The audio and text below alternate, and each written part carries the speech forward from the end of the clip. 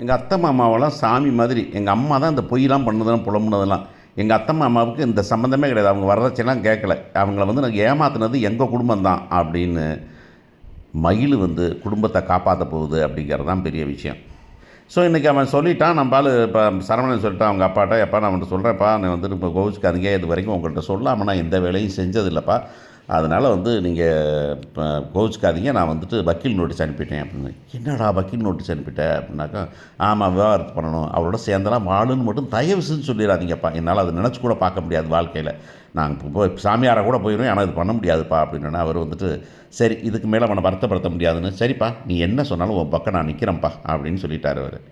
இங்கே பார்த்தீங்கன்னாக்க வக்கீல் நோட்டீஸ் போகுது. வக்கீல் நோட்டீஸ் போன உடனே அந்த பொண்ணு அந்த அம்மா வந்துட்டு அது மயில் பார்க்குது. பார்த்துட்டு கோர்ட்லேருந்து வந்ததா என்ன விஷயம் அப்படின்னு ஓப்பன் பண்ணாக்க அட்டு கையா புரியன்னு அழுதுட்டு இப்படி வந்துட்டு நான் போய் சும்மா சொல்கிறாரு நினச்சம்மா, கடைசியில் நிஜமாகவே விவகாரத்தை டென்ட் நான் என்ன பொழப்பேன் அப்படின்னு மயக்கம் போட்டு கீழே விழுதுரு.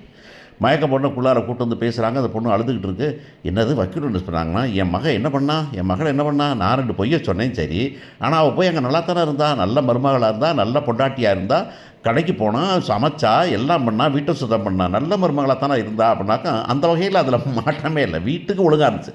ஆனால் அதெல்லாம் விட முக்கியமான விஷயம் நேர்மைன்னு ஒன்று இருக்கு இல்லையா, அந்த நேர்மை இல்லாதான பெரிய விஷயம் அப்படிங்கிறது. இன்னொன்று, இவங்க அப்பா அம்மா மிரட்டி பொய் சொல்ல வைக்க வேண்டிய அளவுக்கு அது சின்ன பிள்ளையும் இல்லை, அவ்வளோ பெரிய மனுஷி, இவ்வளோ பெரிய விஷயம் வந்து ஒரு பாரு. சரி அவன் புருஷனும் பாசமாக சந்தோஷமாக உன்னை ஹனிமூன் கூட்டி போயிட்டு வந்தெல்லாம் இருந்தானே அப்படிங்கிறப்ப வந்து அவன்கிட்ட வந்து கொஞ்ச நாச்சும் ஒரு இடத்துல உண்மையை சொல்லியிருக்கணும். சரி அவனே ஒரு பொய்யை கண்டுபிடிச்சானே, அப்போனாச்சும் மீதி பொய்யெல்லாம் சேர்த்து இதாங்க நடந்தது, இதுதான் எங்கள் அப்பா அம்மா பண்ணது, நான் வந்து இல்லைங்க, அதனால் வந்துட்டு என்னை மன்னிச்சுக்கங்க, நான் வந்து ஆனால் வந்துட்டு உங்களை வந்து அப்படி பார்த்துப்பேன், நான் நல்ல பொண்டாட்டியாக இருப்பேன், நல்ல மருமகளாக இருப்பேன் அப்படின்னு சொன்னால் பரவாயில்லை.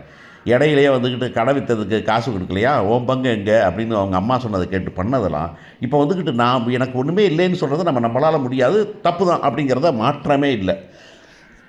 ஆனால் அப்படின்னு சொன்னால் இந்த அம்மா சொல்லுது, என்னது அப்படி விட்டுருவானா நான், சரி போய் இப்போ நான் கேட்டுருவோமா அப்படின்னா, போய் எங்கே யார் வீட்டில், பாண்டியன் ஸ்டோர் வீட்லையா, அங்கேயெல்லாம் போக முடியாது, பாண்டியன் ஸ்டோர் வீட்டில் போய் கேட்டால் அந்த வீட்டுக்கு திரும்பி போகிறதுனா மகளை கொண்டு விடத்தான் போவேன், அது வரைக்கும் போக மாட்டேன், வாயா நான் சொல்கிறத கேட்டு நேராக வந்து போலீஸ் ஸ்டேஷனில் அழுத்துது.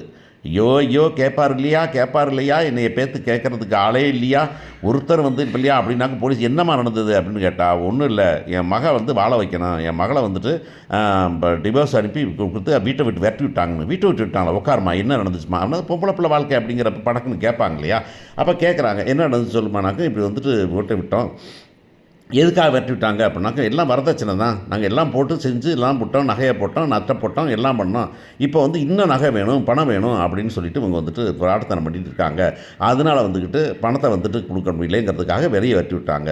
பாருங்கள் ஃபோட்டோ பாருங்கள், இங்கே பாருங்கள் வீடியோ, வீட்டு முன்னாடி உட்காந்து என்னை வீட்டில் சேர்த்துக்கங்கன்னு சொன்னால் அந்த வீட்டில் யாரும் கேட்குற மாதிரி இல்லை, கழுத்தை பிடிச்சி தள்ளி விட்டாங்க அப்படின்னு ப்ரூஃப் வேறு வீடியோ காமிக்குது அந்த அம்மா. உடனே அந்த அம்மா சரி என்னப்பா சரி ஒரு பிரார்த்தனை எழுதி கொடுமா அப்படின்னு சொன்னால், என்ன எழுதுன்னு தான் அங்கே ரைட்டர் பாரு எழுது, யார் அப்படின்னாக்க எல்லாரும் தான், ஒட்டுமொத்த குடும்பம் தான், ஒட்டுமொத்த குடும்பத்தையும் அப்படின்னு சொல்லிட்டு போய் அந்த மூளை சொல்லுது. அந்த ரைட்டர் எழுதுறதுக்கே கடுப்பாகுது அந்த அம்மாவை. இது இப்போ என்னடா அந்த வீட்டில் இருக்கிற நண்டு நசுக்கு குண்டாங்க கொடுக்கலாம்னு இப்போ பேரை கொடுத்து கோமதியில் ஆரம்பித்து அரசி வரைக்கும் எல்லாத்து பேரையும் கொடுத்தாச்சு அப்படிங்கிறது தான் விஷயம். இப்போ என்னன்னாக்க மருமகளில் விட்டுருக்குமா அப்படிங்கிறது தான் கொஷின். இப்போ அதாவது அண்ணன் தம்பி அக்கா தங்கச்சி அப்படிங்கிறத மட்டும் தான் சேர்த்துப்பாங்க, குழலி பேரெலாம் சேர்த்தாச்சு.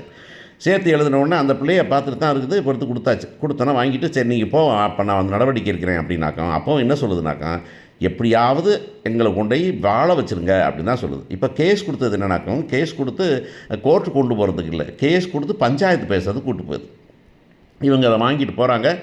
அடுத்து என்ன ஆகுதுன்னா, எல்லாம் வீட்டில் இருக்கிறாங்க, கோமதி அரசியெல்லாம் இருக்கிறாங்க, நேராக போய் வீட்டுக்கு போகிறாங்க. போய் போலீஸ் வந்து யாருமா அண்ணம்மா நான் இப்போ வந்து என்ன வீட்டில் வந்துட்டு மருமகளை வந்து கொடுமை பண்ணி அனுப்பிவிட்டு நீங்கள் வீட்டில் உட்காந்து சோறு தின்னுட்டுருக்கீங்க, கிளம்பா ஸ்டேஷனுக்கு, நான் என்னத்துக்கு நான் அதுக்கு தெரியுமா, என்னது வா ஸ்டேஷனில் வந்து விளக்கமாக சொல்கிறேன், எல்லாம் வந்துட்டு இப்படி குடும்பமாக உட்காந்துக்கிட்டு ஒட்டு மொத்தமாக ஒரு பொம்பளை பிள்ளையை அடித்து விரட்டி ரோட்டில் வச்சு தெருவில் வச்சு அடிச்சிருக்கிறீங்க, அதுக்கு தான் வாங்க ஸ்டேஷனுக்கு வாங்கன்னு இழுக்க வேணாங்க. இங்கே கோமதியோட அம்மாவெல்லாம் பார்த்து கதற கோமதி அரசியெல்லாம் பிடிச்சி தூக்கிட்டு போயிடுறாங்க. அங்கே சரணம் இவர் வேலை பார்த்துக்கிட்டு இருக்கார் மிஸ்டர் பாண்டியன் கடையில் இருக்க, இங்கேருந்து போகிறாங்க. போலீஸ் இருந்துட்டு உங்கள் மேலே ஒரு பிராது இருக்குது, என்ன பிராதுன்னா மருமக கொடுத்துருக்காங்க, சம்மந்தி கொடுத்துருக்காங்க, நீங்கள் தான் வரதட்சணை இருக்கீங்களாம்ல, அதனால் வாங்க போகலாம் அப்படின்னு அவங்களை பிடிச்சி இழுத்து தூக்கி உட்கார வச்சு போகிறாரு. அவரும் போகிறாரு. போய் ஸ்டேஷனுக்கு போகிறாங்க. ஸ்டேஷன் விசாரிக்கிறாங்க என்னங்க நடக்குது அப்படின்னு. என்ன நடந்தது அப்படின்னாக்கா, இப்படி வந்து வரதட்சணை கொடுப்பீங்களாமே, நீங்கள் இன்னும் எவ்வளோ காசு கேட்பீங்க, குடும்பமாக இத்தனை பேர் உட்காந்துக்கிட்டு அவள்கிட்ட காசு வாங்குவீங்களா நீங்கள் அப்படின்னு கேட்டால் ஏங்க அப்படிலாம் கிடையாதுங்க, எங்கள் வீட்டில் அப்படிலாம் காசு கேட்குற வழக்கம்லாம் கிடையாதுங்க. அவங்க வந்து நிறைய ஃப்ராடுத்தனம் பண்ணாங்க, பொய் சொன்னாங்கன்னு. அதுக்காக இப்போ வாழ்ந்த பிள்ளையை வெட்டி விட்டுருவீங்களா அப்படின்னா, எப்படிங்க மேடம் வாழ முடியும்?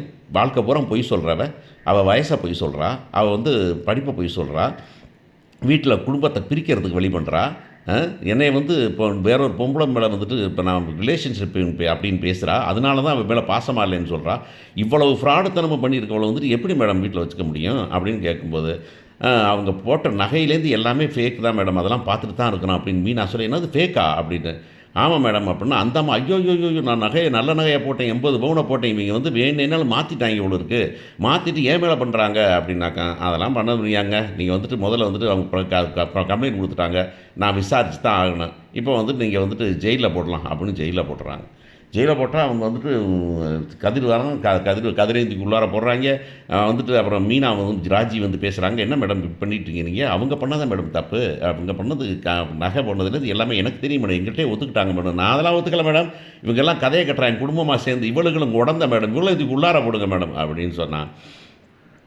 சொல்லிவிட்டு வீட்டுக்கு வந்துடுறாங்க. வீட்டுக்கு வந்து என்ன ஆச்சுன்னா, நல்லா கிடக்கணும், எல்லாம் குடும்பமே ஜெயிலில் இருக்காங்க தெரியுமா அப்படின்னா, மீனா என்னது குடும்பமே ஜெயிலில் இருக்காங்களா? ஆமாம், எல்லாம் சரவணன், உங்கள் வீட்டுக்காரன், உங்கள் மாமனார் மாமியார் எல்லாத்தையும் உள்ளார வச்சுட்டோம்ல, வருவாங்க இனிமே வந்து காலில் விழுவாங்க, அப்போ போய்க்கலாம் அப்படின்னு ஒன்று.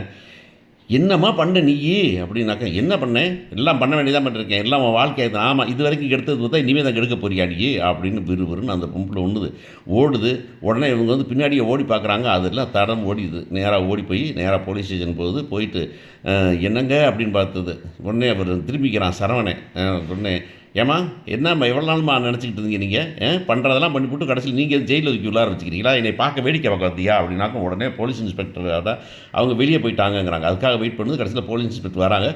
வந்தோன்னே அவங்கள்ட்ட சொல்லுது, மேடம் எங்கள் அம்மா அப்பா பண்ணதெல்லாம் பொய், அவங்க பண்ணதான் ஃப்ராடு, எங்கள் மாமாவெலாம் சாமி மாதிரி, அவர் இந்த மாதிரி வேலையெல்லாம் பண்ணவே மாட்டார், என் மேலே கோபம் இருந்தது, இவங்க போய் நான் பொண்ணு சொன்ன போய் நான் அப்பையும் சொன்னேன் உண்மையை சொல்லுங்கணும், அவங்க தான் வயசை குறை சொன்னாங்க, படிக்காத படிப்பை படித்தேன்னு சொன்னாங்க, இந்த மாதிரிலாம் பண்ணது போடாத நகையை போட்டேன்னு சொன்னாங்க, இதெல்லாம் பண்ணது வந்துக்கிட்டு நானும் சரி அவங்க சொன்னாங்கன்னு பொறுத்துக்கிட்டேன் நான். ஆனால் இப்போ வந்துக்கிட்டு எங்கள் வீட்டுக்காருக்கு என் மேலே கோபம் வந்துருச்சு, சண்டை வந்துச்சு, அதில் நாங்கள் வெளியே வந்துட்டோம், நாளைக்கு என்னமா சேர்வோம் போட்டதுன்னா அது அடுத்த விஷயம் மேடம். ஆனால் எங்கள் வீட்டுக்காரையும் எங்கள் மாமனாரையும் ஜெயிலில் வச்சுருக்கலாம் தப்பு மேடம், நான் எழுதி தரேன், அவங்க மேலே எந்த தப்பும் கிடையாது, தப்பு பண்ணதெல்லாம் எங்கள் அப்பா அம்மா தான், ஆனால் வந்துட்டு உங்களை வந்து பொய் சொல்லியிருக்காங்க அப்படின்னு எழுதி கொடுக்குது. எழுதி கொடுத்தாக்க வந்துட்டு கிளம்புறாங்க, வெளியே வராங்க. நீங்கள் ஒரு கையெழுத்து மட்டும் போட்டு போங்க, சரி பொண்ணே சம்மந்தப்பட்ட பொண்ணே சொன்னதுனால ஒன்றும் பிரச்சனை இல்லை, சாரிங்க அந்த அம்மா வந்தால் நான் பார்த்துக்கிறேன் நான் அப்படின்னு சொல்லிவிட்டு அந்த அம்மா கரெக்டாக வர, வாமா நீ போய் உள்ளார உட்கார வை இந்த அம்மாவை அப்படின்னு சொல்கிறாங்க. அப்போவும் பாண்டியன் சரவணன் எல்லாமே இந்த மயிலை பார்த்துக்கிட்டே போயிடுறாங்க, அவ்வளவுதான், கூப்பிட்டுட்டு போகல.